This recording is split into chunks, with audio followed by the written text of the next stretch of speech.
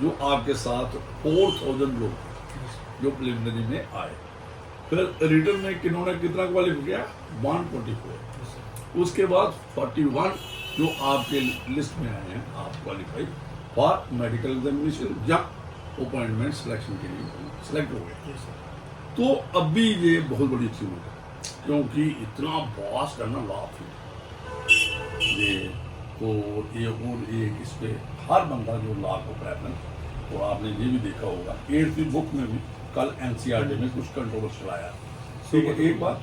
और 11th और 12th में इंट्रोड्यूस कर दिया लीगल सब्जेक्ट। और अब पहले एक टाइम होता था लॉ वो लोग बहुत लेते थे लॉस्ट, तो यार ये अकेडमी में लॉ में चले जाओ। इस वक्त फर्स्ट क्लैड का ऑल इंडिया लेवल पे एग्जाम होता है, आपने भी क्रैक किया हो, उसके बाद डिवीजन भी इजी नहीं है। और खासकर जो हमारे NLB है, national law university law college, और उसके बाद फिर आपने एकेडमिक साइड पे किया, कईयों ने 3 इयर्स किया, कईयों ने 5 इयर्स किया। उसके बाद फिर ये वाला कंपटीशन है जहाँ जो अकेडमिक स्टडी की आपने बहुत फर्क है। वो कैजुअल वो है आपको पेपर पास करना, लेकिन इसके पेपर पास करने के एक स्ट्रक्चर्ड आपको पढ़ना है, सुनना, और जो आपने मार्क में रिटर्न में जहाँ प्रिलिमिनरी में किया वो बाकियों से डिस्टिंग्विश होगा, अलग होगा, प्रेफर्ड होगा आपका। अभी जो भी एग्जाम करते एक टाइम पे देखा तो आपको, और आपको सबसे बड़ी मुबारक जो है वो है कि आपका फर्स्ट रैंक है। देखिए एक प्रमोशन होती है ना फर्स्ट रैंक वाला, जो 41 वाला प्रमोट होगा ना उसको हो सकता है आपका 9 साल लगे। एक तो आपकी एज 24 ईयर्स और आपने LLM की है, आगे हम आपको कह रहे हैं डॉक्टरेट भी करो और कंटिन्यूटी में रहो, कंसिस्टेंसी अल्लाह। तो हम अभी आपको पूछेंगे पहले कि भाई आप हमें बताइए एकेडमी में आपने कैसे अब इस प्रोफेशन में कैसे आप अटेम्प्ट हो गए। एक दूसरा आपका है कि भाई आप ये कैसे पढ़ते थे पहले एकेडमी जो भी लॉ स्कूल है या आपका लॉ डिपार्टमेंट है, एक। और फिर ये इसमें आगे आपने कैसे कंसिस्टेंसी और ये कैसे सक्सेस रही, आप अपनी सक्सेस स्टोरी के बारे में बताएं। फिर हम नहीं ये बीच में ये गाइडलाइन गाइड करेंगे थोड़ा। ये तो आपको आइडिया है ये लॉ सेक्रेटरी रैंक और ये PSC के थ्रू हुए, और ये अभी प्रैक्टिस भी करते हैं तो ये लॉ डिपार्टमेंट से डायरेक्टर लिटिगेशन, और आपके हीरानगर से ये रूट्स इनकी वहाँ की तो ये डॉक्टर साहब कठुआ से हैं बेसिक, इनकी भी रूट्स उधर हैं, डिस्ट्रिक्ट तो सारा एक ही डिस्ट्रिक्ट है। तो मैं भी वहाँ से हूँ, सांबा हमारा भी डिस्ट्रिक्ट है, तो हमें बड़ा खुशी होती है आप लोगों को देख के कि हमारे, और खासकर ये है कि भाई वो आप रूरल बैकग्राउंड से आते हैं, टाउन बैकग्राउंड से आते हैं, और स्ट्रगल वही करता है जिसको मतलब पड़ेगा वही, कोई लीगल बैकग्राउंड नहीं कोई। और आप तो समझो बहुत बड़ी बात है आप। तो अभी आप बताओ आगे आपका क्या है, थोड़ा पीछे में आगे क्या है।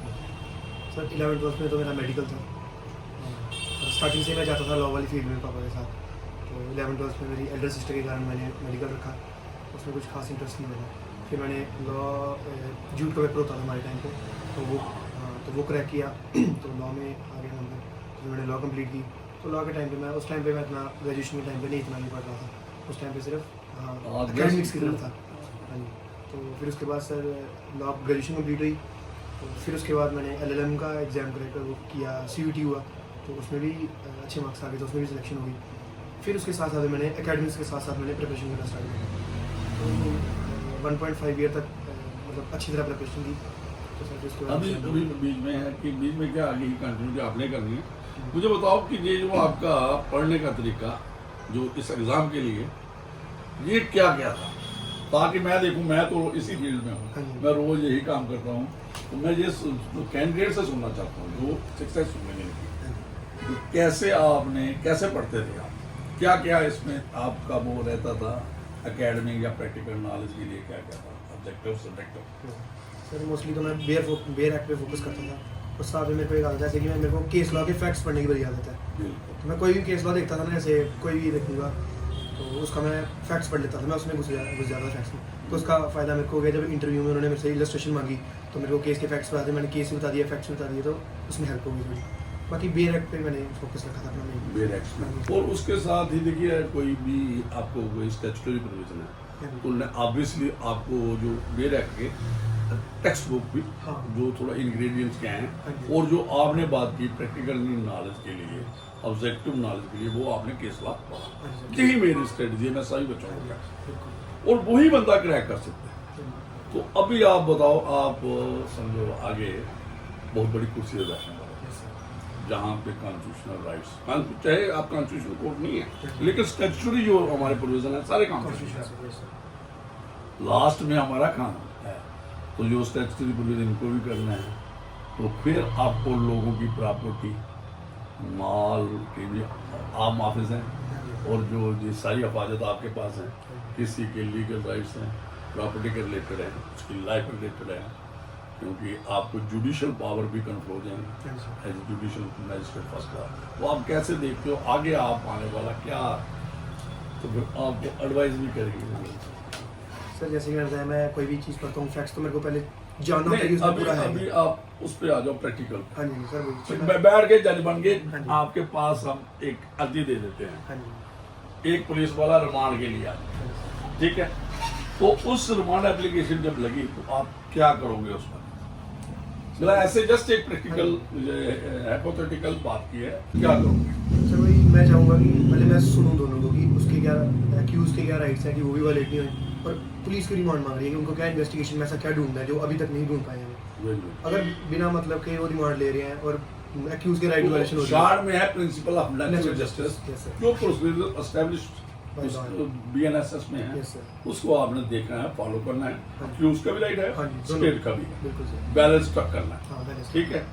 तो अब कैसे देखते हो इस चेयर को कि ये जज है, क्या करना है, क्या आपको डिसिप्लिन होना है? जब डॉक्टर ने पूछा है फिर कैसे एथिक्स हैं, आपने पढ़े होंगे, जुडिशियल एथिक्स, जहाँ प्रोफेशनल एथिक्स, डिसिप्लिन है जुडिशियल, इसके बारे में थोड़ा बताओ कि क्या।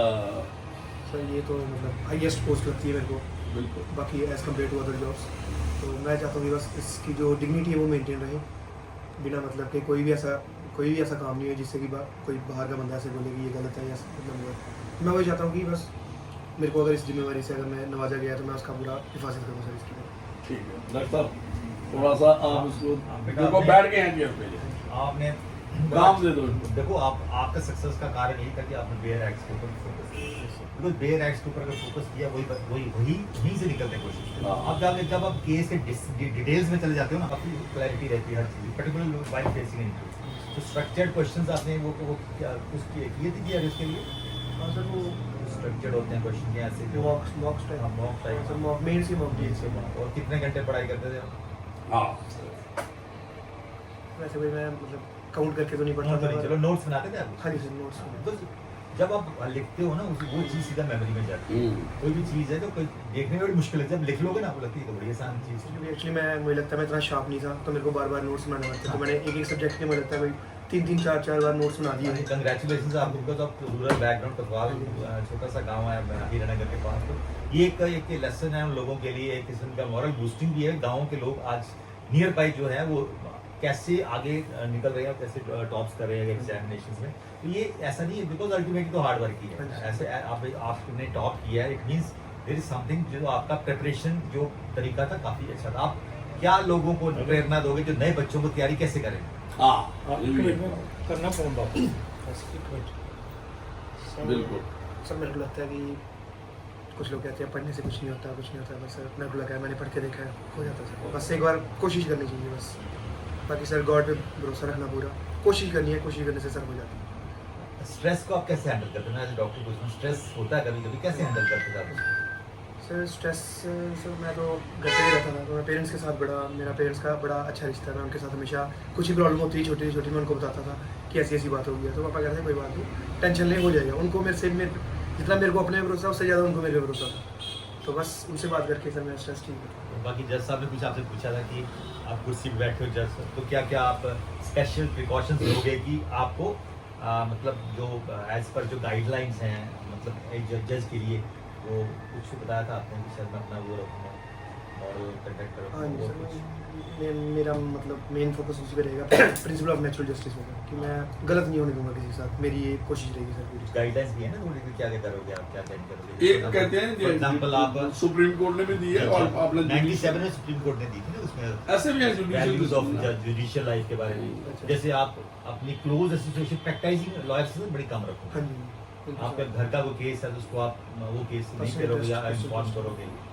या आप मीडिया से कम इंटरेक्ट करोगे during while you are on chair, yes sir. या कहीं आप फंक्शंस में बड़ी कम अटेंड करोगे, जो पब्लिक Socialization. हाँ जी, सोशलाइज बड़ी कम socialize करोगे। करोगे। चिंता नहीं बात। हाँ जी, हाँ जी। तो एक इनकी बात मैंने पकड़ी, ये जनरली है ठीक है, आपको लॉ आता है सब कुछ है, अब जस्टिस भी करना पड़ता हाँ जी। है। लेकिन जस्टिस कहते हैं ना, लॉ और जस्टिस में फर्क है। Justice not only be done, it seems to be done. Yes, sir. मतलब लगना चाहिए यार बंदा जो जेल पे है ना, ये गलत नहीं कर सकता। हाँ जी। ये किंग है ना, एक अच्छा इंप्रेशन, एक अच्छा इंप्रेशन रेपुटेशन है, एक किंग है। कहते हैं कि उसको क्या करना चाहिए, सभी का पे विश्वास अपना बढ़ाना, अपना विश्वास, किसी पे विश्वास नहीं करना। ये मैं कौन सा जोड़ रहा हूँ, जो उन्होंने क्लैरिकल जॉब की थी, हाँ जी। जो आपका स्टाफ है, कोई भी है, वकीलों को आया, अर्जी आई, ऑब्जेक्शन आए, दोनों को Nice. नो डाउट ये कह रहे थे पहले इन्होंने एक और कैंडिडेट से बात की, तो जस्टिस डिलेड जस्टिस डिनाइड, आगे डिस्टाइन भी है सीजे ने कहा, लेकिन हम और आज करते हैं कि ऐसा भी नहीं है, justice Hari justice Very, yes, sir. ब्यूरी, Yes, sir. ठीक है, दफनाना भी नहीं है इसको, पूरा अप्रेंटिस लगना चाहिए। तो रोहित साहब प्लीज। अंशुल पहले तो बेटा आपको बहुत बहुत मुबारक, दिल से मुबारक कि मेरे गांव का है, मेरे घर का है, आपके साथ बड़े फैमिली रिलेशन है आप लोगों में, मुझे कल ही पता लगा। बहुत बहुत मुबारक बेटा। अब अंशुल ऐसा है, ये जो बड़ी चेयर मिली है आपको, अब आपको चेयर का पूरा एहतराम करना है। ये चेयर बड़े हार्ड वर्क से मिलती है। जिस चेयर पे आप आए हैं ना, जब आप अपने चेयर पे बैठे हैं ना, रिटायरिंग रूम से बाहर जब कोर्ट के अजलास में चेयर पे बैठना है, तो समझो कि आप भगवान के घर आ गए। दुनिया खड़ी है, भगवान आप है। आपने डिफरेंशिएट नहीं करना है कि ये कौन है, ये कौन है। आपके सामने जो फाइल आई है, आपने उसको पूरे लॉ पॉइंट से उसको एग्जामिन करना है, इसमें है क्या। अगर मान लीजिए फॉर एग्जांपल एक बेल एप्लीकेशन, तो उसमें आपने पहले कंटेंट्स देखने का ऑफेंस क्या है, बेल एप्लीकेशन किसकी आई है। You firstly you have to mark to the prosecution lead और ऑब्जेक्शन। जब वो ऑब्जेक्शन आ जाते हैं, अगर आपको लगता है कि इसमें I am not satisfied with the objection, इसमें केस डायरी मंगवा लो। You can direct to the IO, the prosecution वालों को केस डायरी चाहिए। After examine all the facts, फिर आपको ऑर्डर करना है इसमें कि ये इंटाइटल है कि नहीं है। बेल कोई राइट नहीं है, आपकी डिस्क्रिप्शन है कोर्ट की, लेकिन you have to decide the application on the basis of merit, तो जो आपको लॉ कमांड करता है उसी बेस पे। Yes, sir. दूसरा, जैसे मैंने पहले भी वो बेटी एक आई थी, उसको भी बोला था कि as a senior I advise you, तो कभी भी हेल्प करना है अपने सबॉर्डिनेट स्टाफ के बगैर आप चल ही नहीं सकते कहीं। लेकिन फाइनली यू हैव टू सी कि ये ठीक है कि नहीं। अगर नहीं लगता है नहीं करना है, प्लीज़। अब ये बंद जगह में इस चेयर का जो है डेकोरम है, ये आपके हाथ में है। Yes, sir. बाकी कुछ एडवोकेट्स ऐसे होते हैं कि बिना लॉ पॉइंट पे ऐसे आर्गूमेंट्स करते हैं जिसकी कोई रेलिवेंस नहीं है केस की। उनकी होती है कि जज को थोड़ा पजल करें। जज साहब कहेंगे हाँ जी बताइए वकील साहब आप चाहते क्या हैं, तो ये स्टेज नहीं आनी चाहिए। ये हमारा एक्सपीरियंस कहता है to the point on the basis of law, जो आपको ऑथराइज करता है उसी बेस पे। Number 2, don't come under pressure any political angle, any administration side, not police. आपको अपनी चेयर की डिग्निटी रखनी है, आपको एसएसपी साहब भी सलूट करेंगे तो बिल्कुल ये ऐसी चेयर है। तो नहीं, जो जुडिशियल पावर्स जो मैंने कहा कि ट्रांसफर हो जाएंगे as a judicial magistrate, everybody is supposed to. बिल्कुल। तो वंस अगेन आपको बहुत बहुत मुबारक, वेल डन। आपने पूरे ईराना का तो नाम रोशन हुआ ही हुआ है हमारे पूरे जम्मू प्रोविंस में है। इवन ये नंबर 1 आया हमारा बेटा Anshul. Yes, sir. Once again बेटा बहुत बहुत अमरीश। तो देखिए जो डॉक्टर साहब ने कहा, इन्होंने कहा, तो बहुत अच्छा लगा। और आप मुझे लगता है कि एक नोबल सोल है और बड़े एक मसूमियत भी है। हाँ ऐसा ही होना चाहिए जब। बस बेटा प्रेशर में नहीं आना है बस। मसूमियत भी आपके चेहरा, जो अपनी बॉडी लैंग्वेज है ना, जो मतलब आप इम्प्रेशन देखो जी, मैं बात करूँ और जो ये चेयर आती है ना, रिजर्व रहना बेटा। हाँ, ये जो चेयर आती है ना, ये कोई आपकी फैमिली बैकग्राउंड, कोई जज की कुर्सी पे कोई किसी की ब्लेसिंग होती है, बिल्कुल तब चेयर मिलती है। जब कोई भी हायर, कोई भी जहाँ पे एडमिनिस्ट्रेटिव साइड में लगाओ, तो वहाँ पे किंग है। पहले किंग डिस्चार्ज करता था जुडिशियल कुर्सी जहाँ, तो अब आप में जिम्मेदारी है। तो आप एक किंग लाइफ, मैंने पहले भी बताया, लाइफ ऑफ प्रॉपर्टी आपके हाथ में है। तो अच्छा है, यही है कि आप एक मतलब लोगों के लिए बने कि यार ये जैसा आए हैं, ये पूरा बात है, वो कंफर्टेबल रहना है। बहुत शोर में मचाते हैं, हमने जो देखते हैं वो मुस्कुराते रहते हैं, चेयर पे रहते हैं। तो कमांड भी करनी है, रिस्पेक्ट जो है कमांड की जाती है, डिमांड नहीं की जाती। किसी ने कोई उसने संलाप नहीं किया, मत नहीं किया, आप उससे चिढ़ जाओ, ये क्या है, ये कलर का वकील है, इससे बहुत बड़े किस्म के। और हमने पहले बात की, बहुत संयोग आई थी, तो उसको हमने कहा कि देखो क्या होता है, ये जो एडवोकेट है, ये लोग आर्गू करते हैं, ये असेस करते हैं कि जज किस तरफ जा रहा है, अब आर्गूमेंट क्या किस तरफ जा रहा है, जब सुनते हुए, जैसे आप सुप्रीम कोर्ट में, तो इतने मतलब उनको आइडिया होता है कि भाई मैं क्या, कैसे मैं देखो, फिर वो क्या करते हैं, माइंड लेते हैं आपका, माइंड लेने की कोशिश करते हैं, तो माइंड इजली नहीं दिया। ये क्या है, उससे क्या होता है आपकी वो, फिर क्या, अगर आपका माइंड दे दिया, बात शोर मचा कि जज यार सुनता ही नहीं है, खुद ही अब उधर से ही बातें करता है, तो ये वो है। फॉर एग्जाम्पल आपको अभी एक आइडिया है, आपको हीरानगर लगा दिया जाता है, जज की कुर्सी उठा दी, तो बताओ आप कैसा फील करो। मैं इसका जवाब भी दूंगा आगे। मैंने सर वहाँ पे मैंने प्रैक्टिस की हुई है, तो मेरा तो पर्सनल इंटरेस्ट बहुत ज़्यादा बन जाएगा वहाँ पे। तो मैं अवॉइड ही करूँगा कि सर मेरे को ऐसी जगह पे बिठाया जाए। भैया तू कैसे करेगा, आपको लगाना है, नौकरी आपको मिल गई, वहाँ पे बैठ गए, जजमेंट बननी है ना जो, हाँ जी, इनको और मेरे, मैं चलो मैं अभी आपको अपनी बात भी बताता हूँ, इनको बराबर में लगा दिया। जब खड़ाक लगे ना ये, मैं हम बैठमेंटिंग में, तो ये उसको बराबर में लगा, तो बहुत परेशानी आती है।